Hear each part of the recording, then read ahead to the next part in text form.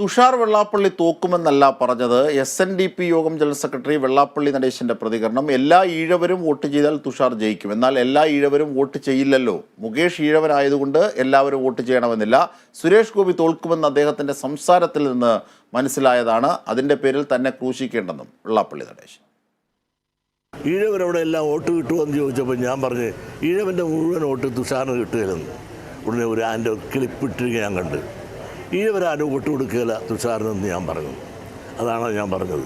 കാരണം നിങ്ങൾ എന്നോട് ചോദിച്ചത് എന്താണ്, അവിടെ 4 ലക്ഷത്തിന് മേൽ ഈഴവരുണ്ട് കോട്ടയം പാർലമെൻറ്റ്.